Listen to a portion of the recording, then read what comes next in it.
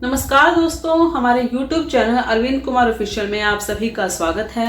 बहुत हद तक यूपी के महाराज योगी जी ने बहुत हद तक यूपी को अच्छे से संभाला है। वहां पर कितनी सारी वारदातें आज से कुछ साल पहले लगा लीजिए, मतलब एक गढ़ बन गया था कि अगर वहां गुंडागर्दी होनी है तो यूपी का नाम आना है। अगर वहां पर किसी तरह की कुछ मतलब नेगेटिव चीजें होनी है, कुछ आतंकवादी कुछ होना है, तो समथिंग हर चीज का गढ़ वहां माना जा रहा था। कुछ भी घटनाएं होती थी, हर चीज का गढ़ यूपी को माना जाता था, क्योंकि यूपी एक बहुत बड़ी स्टेट भी हमारे देश में रही है अभी भी है। उत्तराखंड के अलग होने के बावजूद भी यूपी एक बहुत बड़ी स्टेट में उसका नाम आता है। लेकिन जब से योगी जी वहां के मुख्यमंत्री बने हैं, तब से यूपी को काफी हद तक कंट्रोल किया है। इतना कंट्रोल किया है कि वहां पर महिलाओं के साथ तो खास तौर पर, मतलब आप ये लगा लीजिए, शायद 2-3%, 5% तक कुछ मतलब घटनाएं अब सुनने में आती हैं। वहां की महिलाएं जो अच्छे एरियाज हैं वहां पर खुलेआम बाहर भी घूमती हैं। पहले ऐसा नहीं होता था, वो खुद कहती हैं। वहां की महिलाएं ये खुद बताती थी कि हम बाहर नहीं निकलते थे, हमें डर लगता था कि अगर रात को 8 बज गई है, अंधेरा हो गया है, तो जल्दी से जल्दी घर पहुंचा जाए, नहीं तो न जाने कौन सा गुंडा आकर कौन सी छेड़खानी करेगा और क्या पता क्या हो जाएगा। इस चीज का डर उन्हें सताता था। लेकिन अब वहां पर बहुत पुलिस प्रशासन इतना स्ट्रोंग है वहां का कि कुछ भी गलत होता है तो फट से उस चीज को पकड़ लिया जाता है और गलत होने से भी पहले बचाया जाता है। मैं तो ये कहूंगी कि वो जड़ तक पहुंचते हैं, जहां से गलत हो रहा है उस चीज को भी रोकने की कोशिश पूरी करते हैं। लेकिन अगर गलत हो गया है तो उसके बाद तो कार्रवाई वो होती है। अब बात आती है कि वहां पर ऐसा क्या हुआ है जिसके बारे में आपको मैं आज बताने वाली हूं। यूपी के अंबेडकर नगर एक एरिया है, वहां पर एक लड़की, जैसे स्कूल की छात्राएं होती हैं, छुट्टी के बाद स्कूल से निकल रही थी। अब एक लड़की साइकिल पर निकलती है और वहां पर 2 लड़के, बाइक सवार लड़के आते हैं और उस लड़की की गले से दुपट्टा खींच लेते हैं। ऐसा ये लड़के पहली बार नहीं करते, ऐसा ये लड़के बहुत बार पहले भी कर चुके हैं। लड़कियों के साथ छेड़खानी करना इन लड़कों की आदत हो चुकी थी। इस बार वो लड़की को खींचते हैं, उसका दुपट्टा खींचते हैं, जिससे वो लड़की का जो साइकिल का जो बैलेंस है वो मिस बैलेंस हो जाता है। हड़बड़ाहट के कारण मिस बैलेंस होते ही वो सड़क की तरफ इस तरीके से साइकिल को मोड़ देती है। जैसे ही साइकिल को मोड़ती है, पीछे से एक बाइक सवार एक व्यक्ति आता है और वो मतलब उसे कंट्रोल क्या होता है, देखिए बिल्कुल 1 सेकंड का ही होगा, ये कुछ 1-2 सेकंड का ही होगा। जैसे ही लड़की ने मुड़ा और पीछे रफ्तार से आ रही थी बाइक, जो उसका चेहरा कुचलते हुए आगे चली गई और उस लड़की की मृत्यु हो गई। लड़की को बचाया नहीं जा सका। अब बात आती है ये किसने किया। शहबाज और अरबाज नाम के 2 लड़के, जो कि हमेशा से ऐसी हरकतें करते रहते थे उस स्कूल के बाहर, इस बार उन्होंने एक लड़की की मौत तक, मतलब उसमें हाथ डाल दिया। एक लड़की की मौत तक हो गई उनके इस घृणित कार्य की वजह से। अब लड़कों को पकड़ा गया, पुलिस ने पकड़ने के बाद ये लड़के, देखिए ये लड़के उस जिप्सी से बहाना मारते हैं, पुलिस वालों को कहते हैं कि हमें बाथरूम जाना है। उस बहाने से पुलिस वाले कहते हैं, क्योंकि देखिए पुलिस वालों का डर तो सबको होता है, लेकिन उस डर के कारण ये लड़के देखिए डरे नहीं है, इनके दिमाग में कुछ और ही आ रहा था।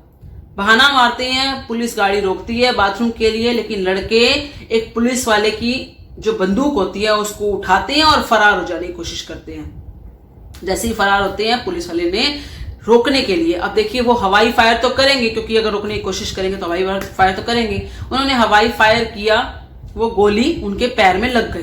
पहला हवाई फायर किया और सेकंड शायद उन्होंने गोली मारी थी नीचे पैर में, जब वो नहीं रुके थे हवाई फायर के बाद भी, या उन्होंने वापसी कुछ मारने की कोशिश की थी, उस बंदूक का इस्तेमाल किया था। इस चक्कर में उन्होंने पैर पे गोली मारी और पैर पे गोली मारते ही दोनों लड़के लड़खड़ाकर नीचे गिर गए, उनको पकड़ लिया गया।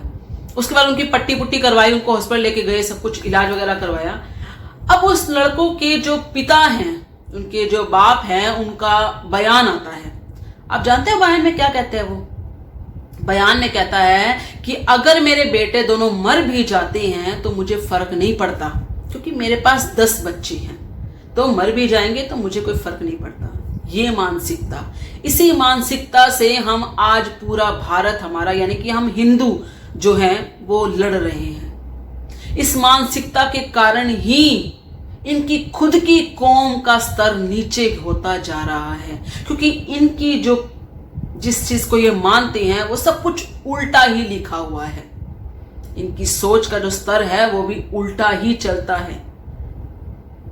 अरे बच्चे 10 हैं 8 हैं, क्या फर्क पड़ता है? एक तो तुम बच्चे ज्यादा करते हो जानबूझकर, ऊपर से ये सोच रखते हो कि मर भी जाएंगे तो क्या हो। मतलब तुम्हें इस बात का फर्क नहीं पड़ता कि एक लड़की की मौत हो गई है, उसकी लाइफ बर्बाद हो गई है, साथ ही साथ उसके पेरेंट्स की लाइफ बर्बाद हो गई है। हो सकता है उस बच्ची के बारे में उन्होंने जाने क्या भविष्य सोचा होगा उस लड़की को लेकर, वो भविष्य खत्म हो गया, लड़की का जीवन खत्म हुआ, साथ साथ उसके परिवार का क्या पता क्या भविष्य होना था वो सब खत्म हो गया। इस बारे में नहीं कोई कुछ तरह की कोई सोच नहीं। ये सोच है कि 2 मर भी जाएंगे तो क्या फर्क पड़ता है, और इसी सोच के कारण ये इतने इतने बच्चे पैदा करते हैं। ये आम लोग हैं इनके जो इतने बच्चे पैदा करते हैं, इन्हें फर्क नहीं पड़ता। किसी को भी ले लीजिए, इनके मजहबी जो लोग होते हैं इनमें किसी को भी ले लीजिए, उनके आपको ये लगा लो 4-4 बच्चे आराम से होते हैं। अरे और छोड़िए, बॉलीवुड के अंदर ही ले लीजिए आप, कौन सा ऐसा आपको जो इनकी कौम का बंदा होता है, देख लीजिए किसके कितने कितने बच्चे हैं। 4 बच्चे तो आप मान के चलिए हर किसी के होंगे ही होंगे, और बीवियां चेंज करने का तो इन्हें इतना शौक रहता है ना, बस पूछो मत। मैं कहां पहुंच गई हूं ये तो आप सबको पता ही है, क्या इनकी तारीफ की जाए। परंतु इस सोच, जब तक ये सोच खत्म नहीं होगी ना, हमारे देश में आए दिन ये हादसे और ये चीजें होती रहेंगी। इनके बच्चों को ये खुद समझाते नहीं है, फिर वही बात है ना, फिर पुलिस अपने तरीके से कार्य करती है, और फिर भी देखिए इन्हें फर्क नहीं पड़ता। 2 मर भी जाएंगे तो क्या होगा, 8 तो जिंदा ही हैं। पत्थरबाजी में वही अपना हुनर दिखाएंगे।